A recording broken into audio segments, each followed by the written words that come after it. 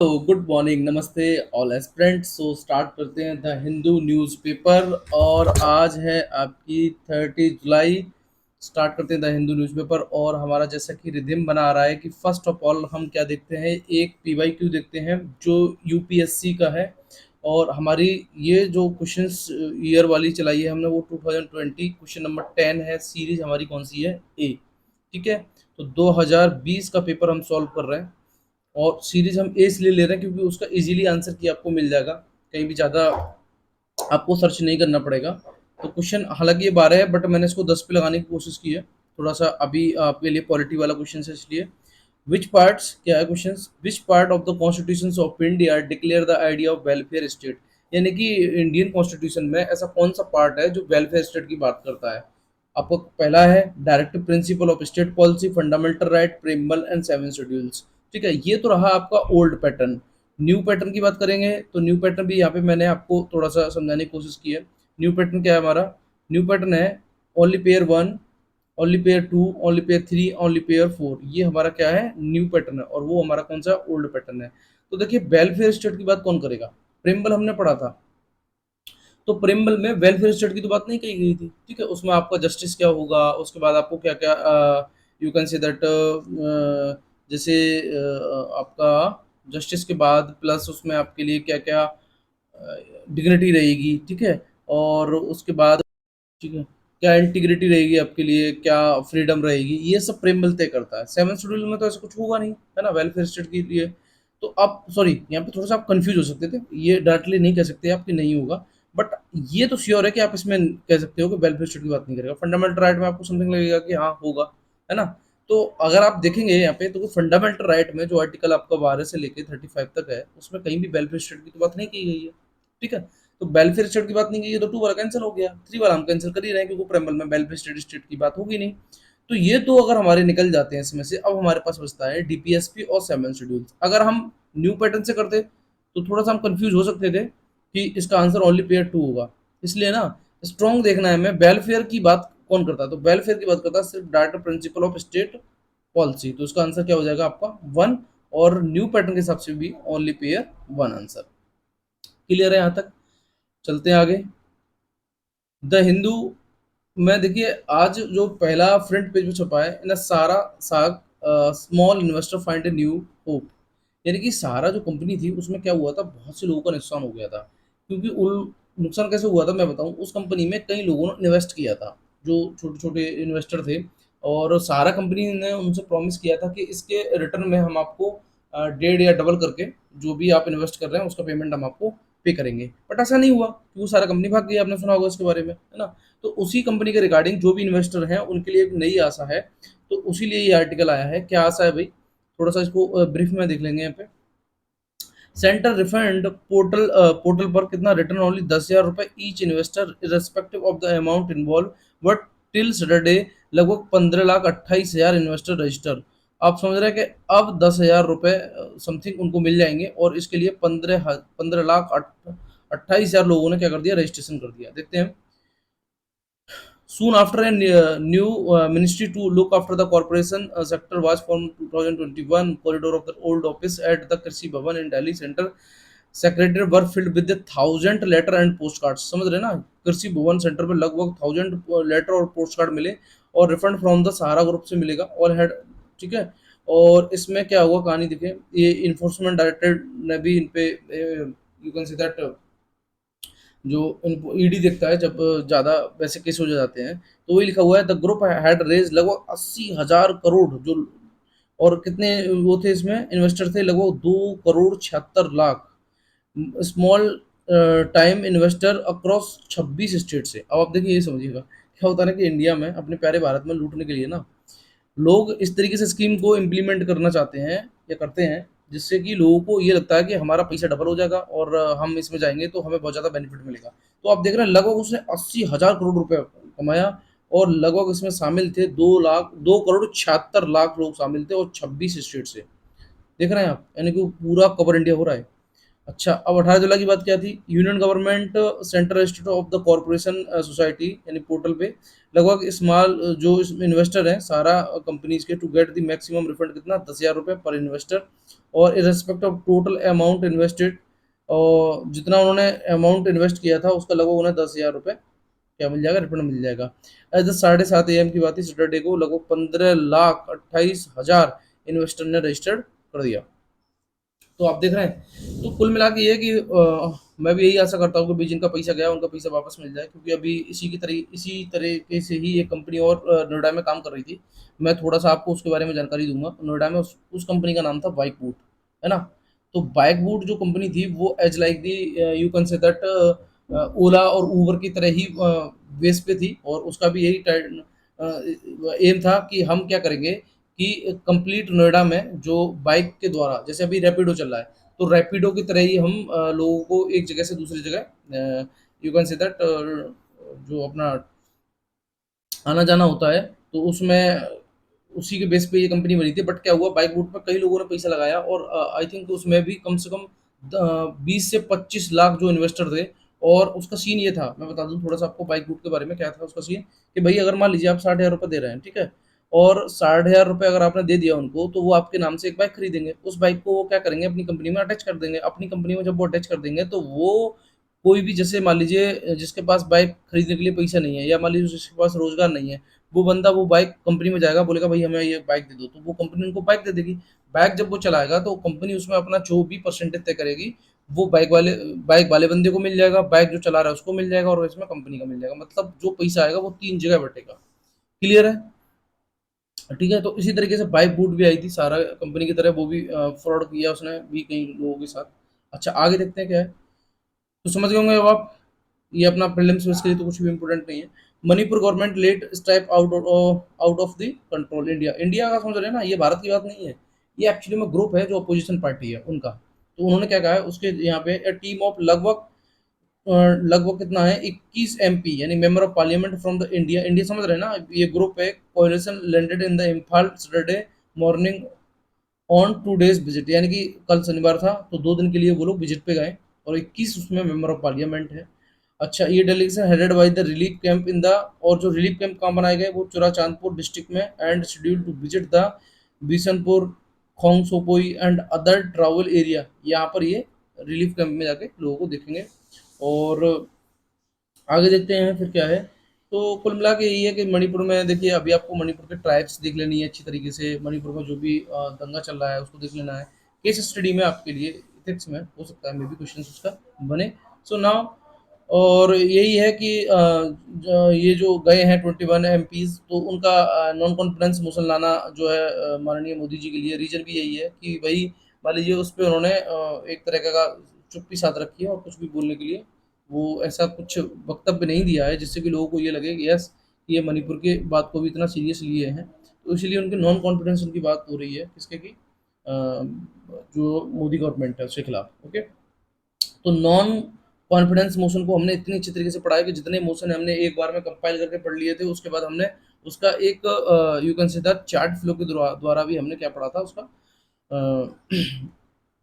Completely एक overview कर लिया था। आगे देखते हैं, centre suspended IIPS director of the hiring irregularity. अच्छा, अब ये जो है आईआईपीएस क्या होता है, ये होता है आपका international institute for the population science. ठीक है, इसके कौन है, के एस जेम्स। इनको अभी क्या है सस्पेंडेड करने की बात चल रही है। क्यों, कारण क्या है, क्योंकि इन पे कई इरेगुलरिटी लगी हैं। जो रिक्वायरमेंट होता है मल्टीपल भर्ती के लिए, जो रिक्वायरमेंट होती है उसके लिए इन पे कई एलिगेड लगी हैं। अच्छा, और अब इसका काम क्या है देखने, हमारे पास ये नहीं है कि कौन सस्पेंड होगा कौन नहीं होगा, हमें सिर्फ ये देखना है कि एक्चुअली में आईआईपीएस है जो है वो किस मिनिस्ट्री के अंतर्गत है। तो इसको देखने की कोशिश करेंगे। IIPS which is under the health ministry. ठीक है, कंडक्ट, इसका काम क्या है, ये important study such as national family health survey and national rural health mission and global adult तम्बाकू सर्वे। तो तीन चीज़ों को ये देखता है, कौन कौन से हैं आपके, एक नेशनल फैमिली हेल्थ सर्वे, और असेसमेंट करता है किसका, नेशनल रूरल हेल्थ मिशन का, एंड ग्लोबल तम्बाकू सर्वे। तो दो चीज़ों का वो असेसमेंट करता है और स्टडी करता है आपका नेशनल फैमिली हेल्थ सर्वे का, कौन, आईआईपीएस। ठीक है, और इसमें सस्पेंड किसको किया गया, के एस जेम्स को, जो कि क्या है, डायरेक्टर है। क्लियर है, बस इतना आपको समझना था बहुत अच्छी तरीके से। जो भी है इसी चीज़ को सिर्फ आप देखेंगे, बाद बाकी आपके लिए इसमें कुछ भी ऐसा नहीं है, ठीक है। सैटरडे को क्या हुआ क्या नहीं हुआ छोड़िए इसको। अच्छा, आगे चलते हैं फिर। इन केरला विलेज हार्मोनी गेट्स रिचर्स। अब देखिए क्या मैं बताऊँ, यहाँ पे देख रहे हैं आप, एक आपकी ये इस तरीके से मस्जिद बनी हुई है और इधर आपकी कोई एक हाथ जुड़े हुए हैं, ठीक है।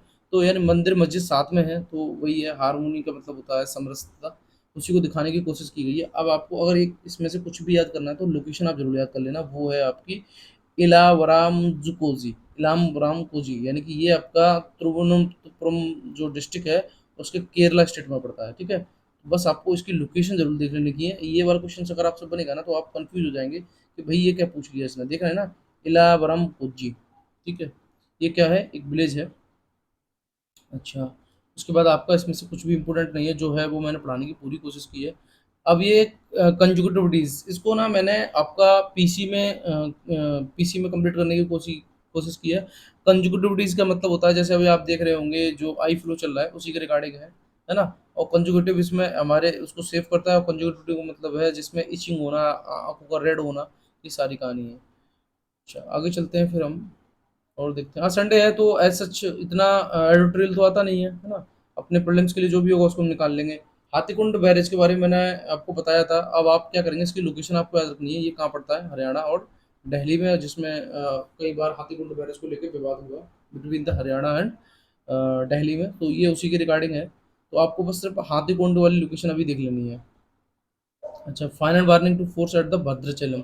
अब भद्राचलम ये लोकेशन आपको ध्यान रखनी है, वो कहाँ पर है, तेलंगाना में। क्या हुआ है यहाँ पे, जो वाटर लेवल है ना गोदावरी का, वो लगभग 55.4 फीट कैसा हो गया है, बढ़ गया है। और सैटरडे को आई थिंक 53 कुछ था, अब ये बढ़ गया है किसका, गोदावरी का। तो आपको क्या करना है, देखिए, चाहो तो मैं यहाँ पे गोदावरी की अभी आपको लोकेशन बता दूंगा। तो गोदावरी की आपको लोकेशन देख लेनी है, ठीक है। और ये कहाँ से ओरिजिनेट होती है, कहाँ पर ये वो होती है, तो अभी हम इसको देखेंगे। तो गोदावरी की लोकेशन हम देखने की कोशिश करते हैं। देखिए ये रहा। सबसे पहले क्या करना है, देखिए इस मैप को ना मैंने कई बार अपनी, जब भी मैंने वीडियो रिकॉर्ड किया है उसमें कई बार मैंने इस मैप को ही आपके पास मतलब प्रेजेंट कराने की कोशिश की है। रीजन क्या है कि अगर आप एक ही मैप को बार बार देखते हैं ना तो डेफिनेटली आपको ये मैप आपको याद हो जाता है। तो देखेंगे गोदावरी जो है वो कहाँ से हो रही है, आपकी ट्रेम्बेक नासिक से, ठीक है, ओरिजिनेट हो रही है। और अच्छा, अब इसका फ्लो किधर है वो आप देख रहे होंगे, ठीक है। तो ये आपका है फ्लो इधर साइड में है, ठीक है, जिधर आपका पड़ जाता है बे ऑफ बंगाल। तो ये आपको देख लेना है एक बार, गोदावरी वाला। और इसके बाद हम आ जाते हैं गोदावरी को, आई थिंक मैंने उसमें भी कवर कराने की कोशिश की है, आपका जो अपना पीसी है। और इसमें देखेंगे कि इसके पास जो है पेनगंगा है, और मंजीरा है, भीमा है, कृष्णा है, तुंगभद्रा है, कृष्णा है, पेन्नार है, पोन्नियार है, कावेरी है। अब आपका ये सीक्वेंस बेस में भी आ सकता है कि नॉर्थ टू साउथ लगाइएगा, नॉर्थ टू साउथ। तो नॉर्थ में आपका कौन सा है, जैसे पेनगंगा दे दिया, गोदावरी दे दिया, मंजीरा दे दिया, भीमा दे दिया, ये चार आपके लगातार हैं। या फिर आपका साउथ टू नॉर्थ भी दे सकता है, किसी भी बेस में क्वेश्चन पूछ सकता है। तो आप क्या करेंगे, देखिए ये मैं पढ़ा चुका हूँ इसलिए मैं इसको नहीं करा रहा हूँ। इसका मतलब ये नहीं है आप ये ना सोचो कि नहीं कराया सर, नहीं, इसको मैंने करा दिया है। तो अब आपको क्या करना है, जो न्यू स्टूडेंट है ना, तो वो इसको पीडीएफ ले लेंगे आप इसकी, और पीडीएफ को आराम से डाउनलोड करेंगे, अच्छी तरीके से इस मैप को देखेंगे, जो लास्ट वीडियो हो एक और उसको गो थ्रू कर लेंगे। और अगर आपको लगेगा कि इसको नीड है तो देन टेल मी, मैं इसको रीड करा दूंगा, कोई दिक्कत नहीं है, ठीक है। तो भद्राचलम में गोदावरी का एक्चुअली में क्या है, वाटर लेवल थोड़ा सा ऊपर हो गया है। अच्छा, उड़ान स्कीम भी देखिए, आज ज़्यादातर आर्टिकल वही है जिनको हम पढ़ चुके हैं, चाहे अपने पीसी में कवर किया है या वो किया है। तो उड़ान स्कीम जो उड़े देश का हर नागरिक है ना, तो इसको हमने पढ़ा था। और जो आपका इसका बेस है 2016 है। और उसमें एक्चुअली में क्या है ना, अफोर्डेबल प्राइस पर कोई भी जो अपना इंडियन सिटीजन है या जो मतलब अफोर्ड नहीं कर सकता, कि अगर उसको मान लीजिए दिल्ली से लखनऊ जाना है तो वो अफोर्ड नहीं कर सकता पैसे, तो उसके लिए ही ये उड़ान स्कीम चलाई गई है, कि अगर वो भी अपना एरोप्लेन के द्वारा कहीं भी यात्रा कर सके। ओके। अच्छा, आगे देखते हैं। Facing the x new forest definition make large टेक्ट vulnerable. अब देखिए कहानी क्या है, अभी जो न्यू फॉरेस्ट अमेंडमेंट जो एक्ट आया है उसमें कहानी ये है कि भाई जो भी एप्लीकेशंस हैं, है ना, फॉरेस्ट और प्लॉट्स वाली, इनको नोटिफाई किया जाएगा किसके रूप में, फॉरेस्ट के रूप में, according to the Indian forest act जो 1927 में आया था, ठीक है। और जो प्लॉट्स हैं और जो एरिया हैं उनको रिकॉर्ड किया गया है फॉरेस्ट में, है ना, किसमें गवर्नमेंट रिकॉर्ड करेगी आफ्टर द अक्टूबर 25 जो अक्टूबर 1980 वाला। अच्छा अब देखिए मैं बताऊं क्या है। जो डोगरी खोंड ट्राइब्स है, जो one of the 30 particular vulnerable tribe group in the Orissa. अब सबसे पहले तो आपको ट्राइब्स याद रखनी है, डोंगरिया प्रतिकांड, तो डोंगरिया प्रति है आपकी उड़ीसा में। Fought a historical battle binning fought a historical winning battle to save its economic ecosystem from the bauxite. अब इसकी फाइट कैसे होती रहती है बॉक्साइट से। अब ये बॉक्साइट कहाँ की है, ये है नियामगिरी हिल्स की। अब देखिए नियामगिरी हिल्स, सॉरी थोड़ा सा यहाँ कट रहा है, नियामगिरी हिल्स। अब यही एक देखिए क्वेश्चन क्या होता है ना कि हम पढ़ना बहुत बहुत चाहते हैं, पर पढ़ना पढ़ के बैठ भी जाते हैं, पर इतना नहीं पूछता वो आपसे। पहले तो ये इतना पता होना चाहिए कि नियामगिरी हिल्स कहाँ पर है, ये भी उड़ीसा में भी, ठीक है। अच्छा और बॉक्साइट है, ये भी ट्राइब से कहाँ पे है, उड़ीसा में है। उसके बाद डोंगरिया कुंड है, ये भी उड़ीसा में है। इन दोनों के बीच क्या चलती रहती है, फाइट चलती रहती है, ठीक है। तो यही क्या है इसमें, expert working on the forest sector have sounded an alarm around the proposal of the forest conservation amendment bill act 2023। अच्छा अब ये तो पता ही होगा कि आपको लोकसभा ने इसने पास कर दिया का मानसून सेशन में, है ना। और इसका काम क्या है, ये जो न्यू लेजिस्लेशन है may open a window for a government agency. ये क्या करेगा, जो गवर्नमेंट एजेंसी है उसके लिए नए रास्ते खोलेगा टू डाइवर्ट लैंड, जो डाइवर्ट लैंड है ना, नॉट क्लासीफाई, जो क्लासीफाई नहीं की गई है as a forest in the government record for other purpose, इसको गवर्नमेंट अपने अदर पर्पज के लिए रख लेगी। क्लियर हो गया आपके। तो एक्चुअली वो जो 2023 वाला अमेंडमेंट एक्ट आया है फॉरेस्ट वाला, उस वो क्या करेगा कि जो भी डाइवर्टर लैंड है या फिर जो क्लासीफाई नहीं है, उसको गवर्नमेंट अपने पास क्या कर लेगी, रिजर्व कर लेगी, यू कैन से दैट। तो इसीलिए अच्छा हालांकि इनकी ये अपनी एक पुरानी रंजिश है जिसके पीछे इनकी फाइट चलती रहती है, डोगरी और बॉक्साइट की। अच्छा यहाँ पे कुछ डेटा दिया है, डेटा आपको नहीं देखना है। अब जो फॉरेस्ट जो डिमांड जो deemed forest land are located in the tribal district, जैसे आपका है ये डिस्ट्रिक्ट कुछ दिए हैं, जैसे रायगढ़, कोरपुट, कलांदी, नोपड़ा, सुंदरगढ़, संबलपुर। उसके बाद कौन सा है आपका, कोंजी, कुंजहार, मयूरभंज, मयूरभंज सुना होगा आपने, नायगढ़, कोरधा, ये दिए हैं। All this forest area and community will be directly affected by the forest conservation act mister Das said. ये एक्चुअली में किसी ने मिस्टर दास का विचार है कि भाई ये डायरेक्टली इससे इससे क्या होंगे, अफेक्टेड होंगे, ठीक है। तो इसलिए ये वनरेबल की काउंटिंग में बात चल रही है किसके लिए, एफसीए के बारे में, ठीक है। तो एफसीए एक्चुअली में अभी मैंने बताया कि क्या करेगा, आपका जो भी डाइवर्टेड लैंड है या फिर जो क्लासीफाई नहीं है उसको गवर्नमेंट अपने पास रिजर्व कर लेगी।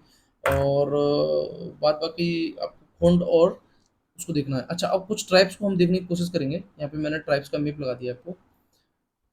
तो देखेंगे अभी हम उड़ीसा में कौन कौन सी है, पहले हम उड़ीसा वाली उठा लेते हैं। देखिए यहाँ पे क्या है, ये अभी हमने पढ़ा था, खोंड, ठीक है, परुच्चा, मुंडा, कोया, खरिया, कोरा, घारा, गोंड, ठीक है। बाद बाकी और हम देखने की कोशिश करेंगे। मणिपुर, मणिपुर बहुत ज़्यादा न्यूज़ में चल रहा है, तो मणिपुर की हम ट्राइब देखेंगे कौन कौन सी है। मणिपुर की है नागा, कुकी, एमोल, मारम, अनल, माओ, ठीक है। तो और थोड़ा सा और हम देखने की कोशिश करेंगे जो हमारी इम्पोर्टेंट हैं, जैसे गद्दी, गुज्जर, खास, लंबा, है ना, बाल्टी, बेड़ा, गद्दी, ये कहाँ मिलेगी, जम्मू एंड कश्मीर में।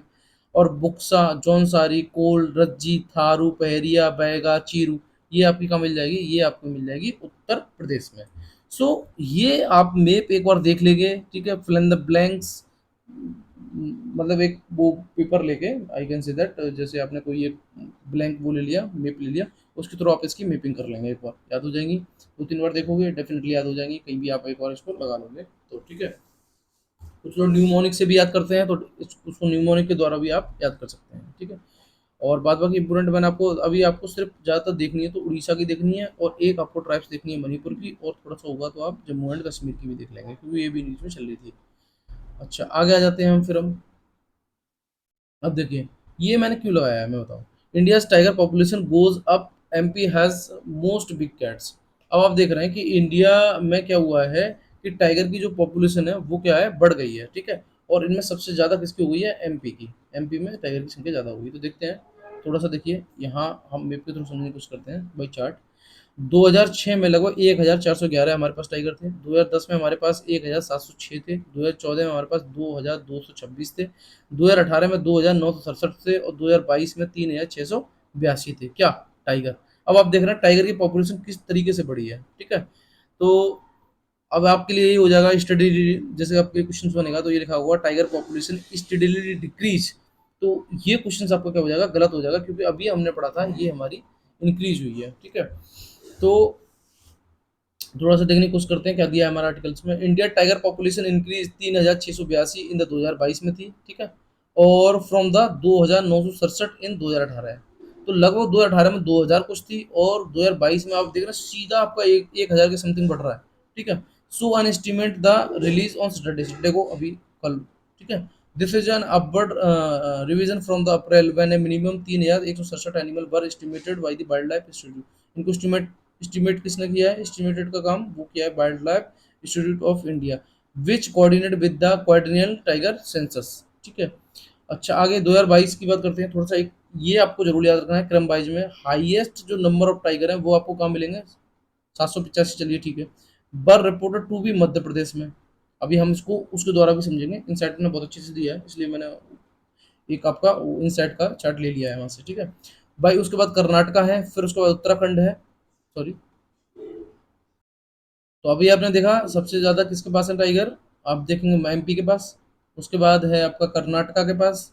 तो एम के, सॉरी यहाँ पे थोड़ा सा वैसा हो गया मुझसे, क्या है, एमपी, कर्नाटका, उसके बाद आप देख रहे हैं फिर आपको उत्तराखंड, फिर उसके बाद महाराष्ट्र। तो ये चार तो आपको क्रम वाइज याद रखना है, क्योंकि टाइगर का क्वेश्चन बनेगा तो आप इसको इस तरीके से निकालेंगे। ठीक है, अच्छा उसके बाद करते हैं, अभी हम इसको चार्ट के द्वारा भी पढ़ देंगे। Reserve with the most number of tiger कहाँ पर है आपके, वो मिलेंगे आपके जिम कॉर्बेट नेशनल पार्क में, जो कहाँ पर है, उत्तराखंड में, और विच रिपोर्टेड लगभग 260 एनिमल्स हैं, और फॉलोड बाई दी बांदीपुर और नागरहोल, जो कहाँ पड़ेगा, कर्नाटका में। तो बांदीपुर और नागरहोल आपका कर्नाटका में पड़ जाएगा, और जिम कॉर्बेट नेशनल पार्क आपको कहाँ पड़ जाएगा, उत्तराखंड में।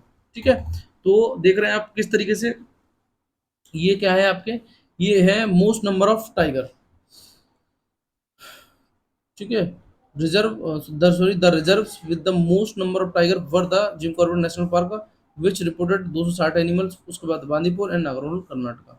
अच्छा अब हम क्या करते हैं, ये बाद बाकी आपका लगभग 35% tiger revenue reserve, sorry, urgently require enhance protection measure habitat, और आपका है रिस्टोरेशन अनगुलेटेड आर्गुमेंटेशन एंड, ये सारी चीज़ें हैं मिनिस्ट्री एडेड। अच्छा ये सब चीज़ें ऐड की गई हैं मिनिस्ट्री के द्वारा। ठीक है, आगे है लगभग 5 से 6% आप देख लेंगे एक बार परसेंट, 5 से 6% 2014 के बाद क्या है, टाइगर की पॉपुलेशन बढ़ी है। अब हम एक इसको बहुत ज़्यादा शॉर्ट में पढ़ने की कोशिश करते हैं। एक इसको मैंने हाल ही कल करा दिया था, फिर भी रिवीजन करा दे रहा हूँ। वर्ल्ड टाइगर डे कब मनाया जाता है, 29 जुलाई को। अच्छा ये इंडेंजर्ड में है, शेड्यूल फर्स्ट में है, अपेंडिक्स फर्स्ट है। ठीक है, और ये फ्लैगशिप और अम्ब्रेला दोनों के अंतर्गत आता है। उसके बाद देखते हैं नंबर की बात करते हैं। According to the tiger census 2019 के अनुसार इंडिया में लगभग 2967, अभी कितने हो गए, 3 ईयर कुछ हो गए। विच 526 कहाँ पर है, मध्य प्रदेश में, ये 2019 का सेंसस है। 526, अभी कितने हो गए, 700 कुछ हो गए। सब स्पीसीज में बात करते हैं, तो ट्रेडिशनली 8 सब स्पीसीज हैं टाइगर की। टाइगर कितनी होती है, 8 टाइगर। तो ठीक है, आप थोड़ा सा इसको निकाल लेंगे, टाइगर 8, इसमें 8 होती है, 8 में से 3 चली गई हैं। 3 कौन सी चली गई हैं, वो विलुप्त हो, विलुप्त हैं, कैस्पियन, जावा एंड बाली। अब आप इसको ऐसे निकाल लेंगे, भाजपा मैंने पढ़ाया था, बी जी सी कर देंगे, पी नहीं करेंगे आप। बाली, जावा और कैस्पियन, ये तीनों कैसी हो गई हैं आपकी, एक्सटेंट हो गई हैं, यू कैन से दैट विलुप्त हो गई हैं। उसके बाद अदर सब स्पीसीज में जो 5 रह गए, वो बंगाल एमू टाइगर, उसके बाद आपका हो गया फिर साउथ चाइना टाइगर, उसको सुमित्रा और इंडो चाइनीज, ये 5 हमारे पास रिमेंड। ठीक है, और लार्जेस्ट टाइगर रिजर्व कहाँ पर है, Nagarjuna Srisailam tiger reserve में, जो कि आंध्र प्रदेश में पड़ता है। और स्मॉलेस्ट वाला टाइगर रिजर्व हमारे पास है महाराष्ट्र में। और हाईएस्ट डेंसिटी अभी हमने पढ़ी थी कहाँ पे, Jain Jim Corbett national park, और उसके बाद फिर हमने 2 और याद करे थे, बांदीपुर और नागरहोल, जो कि कर्नाटका में पड़ते हैं। क्लियर है यहाँ तक, और 5 से 6% इसकी क्या हुई है, इंक्रीजमेंट हुआ है। ठीक है, आगे चलते हैं फिर हम। तो देखिए आज जो भी है ना, उसको मैंने निकालने की कोशिश की है आपके लिए, जो इम्पोर्टेंट है। अब देखिए ये इतना बड़ा नाम दे दिया ना, इतना बड़ा आपसे वो पूछेगा ही नहीं है, सिर्फ आपसे ये पूछ लेगा। ये क्वेश्चन ये बनाता कि वी पाल जो है ना वो किससे रिलेटेड है, तो ये है भाई टीवी से। किससे रिलेटेड है, टीवी से रिलेटेड है। ठीक है, और उसके बाद फिर इसमें हम देखेंगे आपकी 3 आपको मेडिसिन याद रखनी है, ये मेडिसिन मैंने कराई है, बेडाक्यूलिन, पेरेटोमाइंट और लिनोजाइड्स, ये तीनों ही आपकी किससे हैं, टीबी से रिलेटेड हैं। इतनी आपको, अगर आपके पास इनफ टाइम है देन आप इसको इजीली पढ़ेंगे। संडे है आज, मैं इतना ऐसे तो नहीं कराऊंगा न्यूज़पेपर। रीज़न ये है क्योंकि अभी थोड़ी देर बाद आपका पीसी आएगा, लमसम मान लीजिए 10 बजे, 10 साढ़े 10 11 बजे के समथिंग, 10 से 11 के बीच में आपके पास पीसी आ जाएगा, जो पीसी का कंपाइलेशन होगा, है ना। तो जो भी इंपॉर्टेंट चीज़ें हैं वो हमने निकालने की कोशिश की है संडे को, जो भी था अपने प्रीलिम्स से रिलेटेड था उसको निकालने की कोशिश की हमने। अच्छा, अब ये क्या है, देख रहे हैं आप, सॉरी मोम, ये एक्चुअली में एलजीबीटी के लिए है। और एलजीबीटीक्यू के लिए अभी एक्चुअली में क्या हुआ है कि तमिलनाडु ने एक लॉ पास कर दिया है ट्रांसजेंडर पीपल के लिए, जिनको वर्टिकल रिजर्वेशन मिल गया है। बट एलजीबीटीक्यू जो एक्टिविटीज़ हैं उनको वर्टिकल ना चाहिए, उनको चाहिए हॉरिजेंटल रिजर्वेशंस। ठीक है, तो ये एलजीबीटीक्यू के बारे में आर्टिकल्स है। अब इसमें थोड़ा सा हम देखने की कोशिश करेंगे कि अभी ये सभी लोग इकट्ठे हुए थे कहाँ पे, चेन्नई में। और इनका 5th प्राइड मार्च निकला था, ये 5th प्राइड मार्च इन जून में। ठीक है, 15th वाला, 15th pride march. Love is love, we are gather here for our right respect and acceptance से तनिष्का ट्रांस वुमेन। तो ये एक्चुअली में क्या है, L G B T Q plus, इसके बारे में लेस्बियन, उसको फुल फॉर्म बोल देते हैं, लेस्बियन, गे और बाइसेक्सुअल, ट्रांसजेंडर, बाद बाकी ये दो और होती हैं, उनको थोड़ा सा देख लेंगे। ठीक है, और ये भी अब देख रहे हैं अपना राइट की बात कर रहे हैं, तो ऑब्वियसली इनको भी राइट मिलना चाहिए जो भी ये मांग रहे हैं। सो आज हम इस सेशन को यहीं रोकेंगे, ज़्यादा मैं नहीं कराऊंगा। ठीक है, बाद बाकी अपना पीसी आप 11 बजे सॉल्व करेंगे, वो पूरा कंप्लीट कंपाइलेशन होगा 1 वीकली का। सो सेशन को यहीं एंड करते हैं, थैंक यू सो मच।